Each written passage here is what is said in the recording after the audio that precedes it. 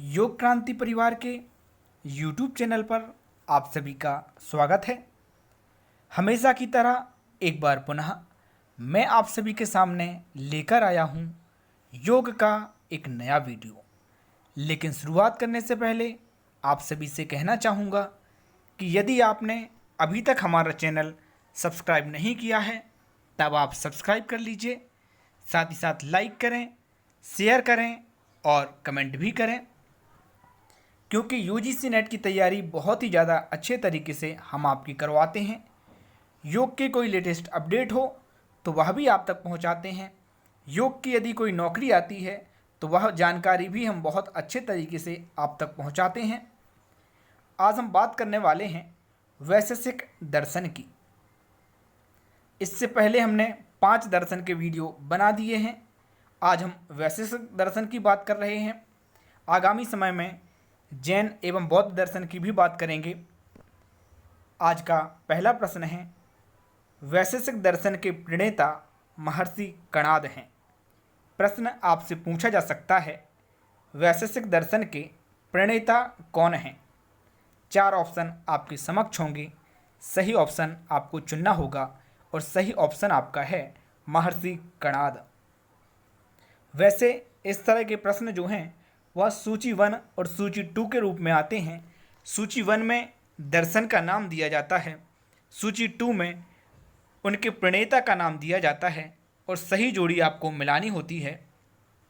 तो 6 दर्शन जो हैं, षट दर्शन जिनको कहा जाता है, उनके नाम आपको आना चाहिए और 3 नास्तिक दर्शन हैं, उनके भी नाम आपको आना चाहिए। आज का दूसरा प्रश्न, वैशेषिक दर्शन में 10 अध्याय और 370 सूत्र हैं। तो वैशेषिक दर्शन में कितने अध्याय हैं या कितने सूत्र हैं, इस तरह का भी प्रश्न पूछा जा सकता है। तो आपको मालूम होना चाहिए 10 अध्याय हैं और 370 सूत्र हैं। आज का तीसरा प्रश्न, वैशेषिक सूत्र के प्रथम टीकाकार प्रशस्त पाद हैं, जिन्होंने पदार्थ धर्म संग्रह नाम का प्रसिद्ध भाष्य लिखा है। तो वैशेषिक सूत्र के प्रथम टीकाकार कौन हैं, इस तरह का प्रश्न बन सकता है। तो आपको आंसर देना है प्रशस्त पाद, जिन्होंने पदार्थ धर्म संग्रह नाम का प्रसिद्ध भाष्य भी लिखा है। यह भी आपको मालूम होना चाहिए। यूजीसी नेट की लगभग डेट आ चुकी है। नवंबर में आपका एग्ज़ाम होगा, सेकेंड वीक के आसपास। तो अब हम प्रयास करते हैं कि 2 से 3 वीडियो भी एक दिन में देने का प्रयास करते हैं। आज का अगला प्रश्न, पदार्थ धर्म संग्रह पर उदयन ने किरणावली और श्रीधर ने न्याय कंदली नाम से टीका लिखी। इनको आप नोट करते जाइए, क्योंकि मैं ज़्यादा समझा नहीं रहा हूँ, सीधा एक एक लाइन में पढ़ के बता रहा हूँ केवल। 5वां प्रश्न, न्याय और वैशेषिक पूरक हैं, सांख्य और दर्शन पूरक हैं, न्याय और वैशेषिक पूरक हैं। आज का 6वां प्रश्न, सभी आस्तिक दर्शन की तरह वैशेषिक दर्शन का लक्ष्य भी मोक्ष है। मोक्ष को यहाँ पर निःश्रेयस कहा है।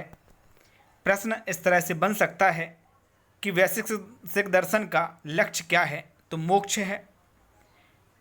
और यह प्रश्न जरूर पूछा जा सकता है, इसको आप बहुत अच्छे से नोट कर लीजिए कि मोक्ष को वैशेषिक दर्शन में क्या कहा गया है, तो निःश्रेयस कहा गया है।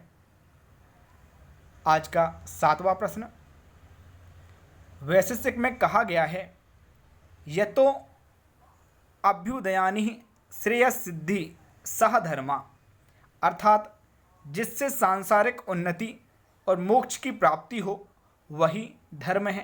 यहाँ धर्म क्या है इसकी बात की गई है। आज का 8वां प्रश्न, वैशेषिक दर्शन के अनुसार विश्व का निर्माण परमाणु से हुआ है। विश्व का निर्माण वैशेषिक दर्शन के अनुसार परमाणु से हुआ है, यहाँ पर यह बात की गई है।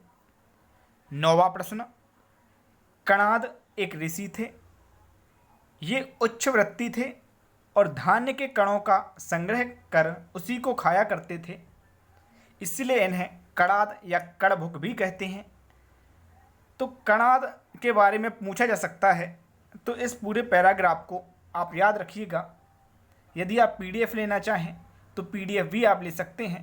6 दर्शन की पीडीएफ केवल और केवल 10 रुपये में हम आपको अवेलेबल करवाते हैं। आज का 10वां प्रश्न, कुछ लोगों का कहना है कि कण अर्थात परमाणु तत्व का सूक्ष्म विचार इन्होंने किया है, इसलिए इन्हें कणाद कहते हैं। कणाद क्यों कहते हैं, इसके संबंध में 9वां और 10वां प्रश्न हमने बताया है, उसको आप नोट कर लें। आज का 11वां प्रश्न, वैशेषिक दर्शन को औलिक, कणाद, पाशुपत दर्शन के नाम से भी जाना जाता है। तो वैशेषिक दर्शन को और किस नाम से जाना जा सकता है या जाना जाता है, इस तरह का प्रश्न बन सकता है। तो आपको मालूम होना चाहिए औलिक, कणाद, पाशुपत दर्शन के नाम से जाना जाता है। यह इनके अन्य नाम हैं। आज का 12वां प्रश्न, वैशेषिक दर्शन के अनुसार मन अंतरेंद्रिय है, अदृश्य है, इसका ज्ञान अनुमान के सहारे से होता है। यहाँ पर मन कैसा है इसके बारे में बात की गई है, तो पूछा जा सकता है वैशेषिक दर्शन के अनुसार मन है, तो आपको आना चाहिए। आज का 13वां प्रश्न, वैशेषिक के अनुसार आत्मा का संपर्क जब मन इंद्रियों से होता है तब आत्मा चैतन्य होती है। मन इंद्रियों के संपर्क में आने से आत्मा चैतन्य होती है, इस तरह की बात वैशेषिक दर्शन में की गई है। आज का 14वां प्रश्न, परिमंडल, पंच महाभूत तथा महाभूतों से बने चराचर जगत के सब पदार्थ व्यक्त पदार्थ कहलाते हैं। इनका वर्णन वैशेषिक दर्शन में है, तो इसको भी आप पढ़ लीजिएगा, याद रख लीजिएगा। आज का 15वां प्रश्न, वैशेषिक दर्शन में निम्न तत्वों का वर्णन किया गया है: द्रव्य गुण, कर्म, समन्वय, विशेष और अभाव। इन तत्वों का वर्णन जो है वैशेषिक दर्शन के अंतर्गत मिलता है। वैसे यहाँ से कोई प्रश्न नहीं बनेगा। आज का 16वां प्रश्न, वैशेषिक दर्शन में पदार्थों का निरूपण निम्नलिखित रूप से हुआ है: जल, यह शीतल स्पर्श वाला पदार्थ है।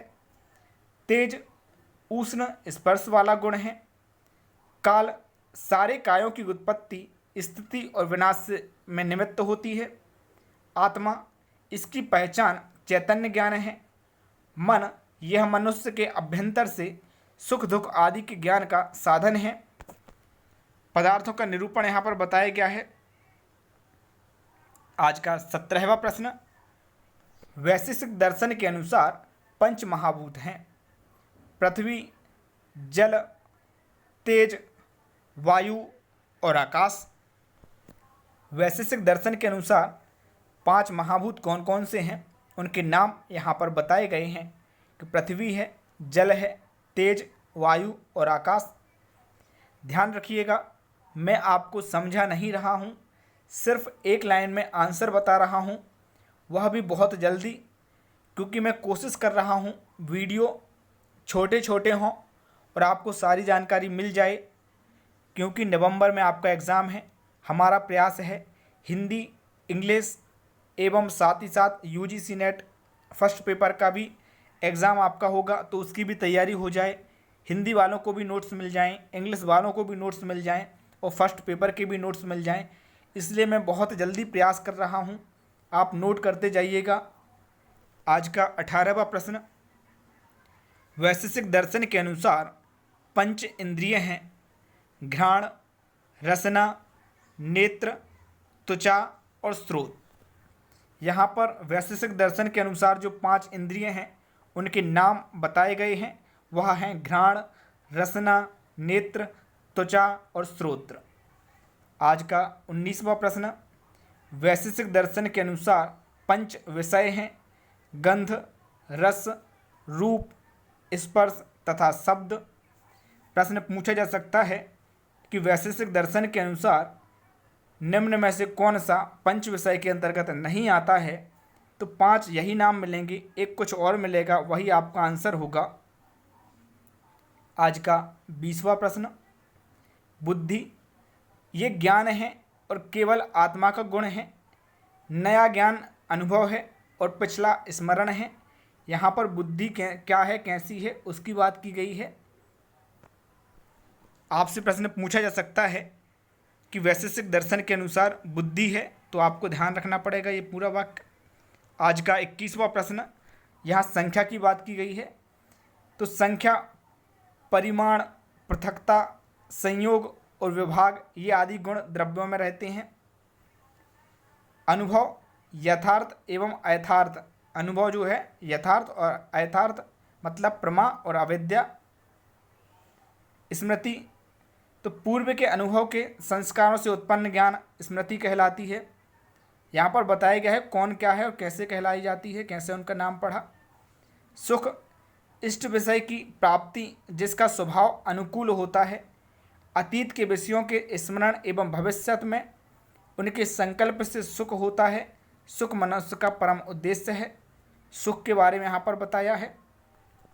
दुख क्या है, इष्ट के जाने या अनिष्ट के आने से होता है, जिसकी प्रकृति प्रतिकूल होती है। यहाँ पर दुख की बात की गई है। इच्छा क्या है, तो किसी अप्राप्त वस्तु की प्रार्थना ही इच्छा है, जो फल या उपाय के हेतु होती है।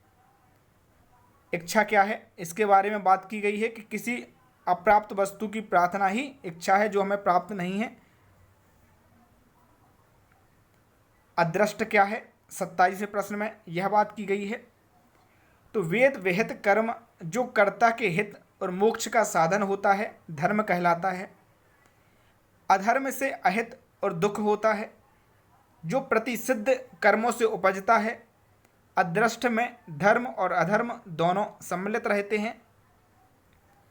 एक लाइन जरूर याद रखिएगा कि अदृष्ट में धर्म और अधर्म दोनों सम्मिलित हैं, क्योंकि प्रश्न पूछा जा सकता है धर्म और अधर्म निम्न में से किस में सम्मिलित है।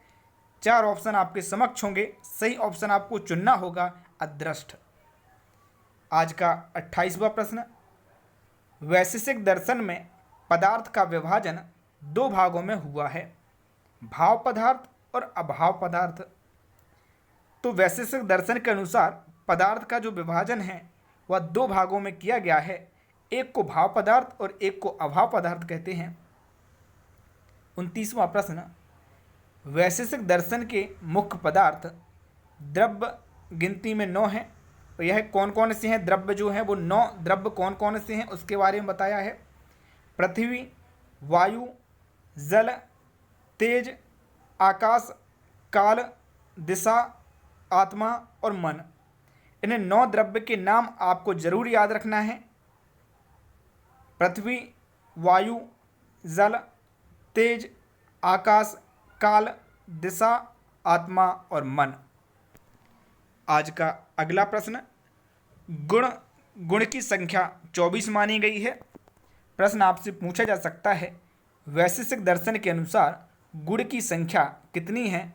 तो गुण 24 प्रकार की संख्या मानी गई है गुण की। अगला प्रश्न, कर्म के बारे में बताया गया है। किसी प्रयोजन को सिद्ध करने में कर्म की आवश्यकता होती है, इसलिए द्रव्य और गुण के साथ कर्म को भी मुख्य पदार्थ कहते हैं। मनुष्य के कर्म पाप पुण्य रूप होते हैं।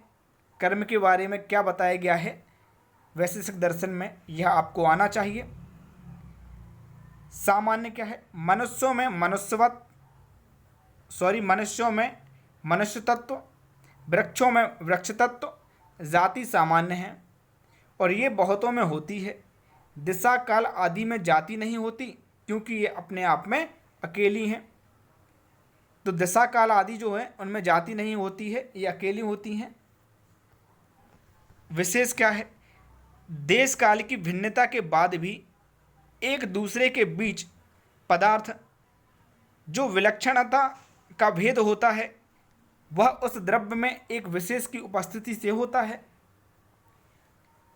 अगला प्रश्न, संभाव क्या है? जहाँ गुण व गुणी का संबंध इतना घना है कि इन्हें अलग नहीं किया जा सकता, वह आपका संभाव है। एक समान भाव, अलग ना किया जा सके जिसे। अभाव क्या है? किसी भी वस्तु की उत्पत्ति से पूर्व उसका अभाव अथवा किसी एक वस्तु से दूसरी वस्तु के गुणों का अभाव। जहाँ पर अभाव हो वो आप जानते ही हैं। अगर आप प्रश्न संग्रह लेना चाहते हैं तो ले सकते हैं, नहीं लेना चाहते तो नोट्स बना सकते हैं।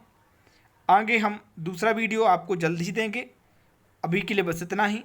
धन्यवाद।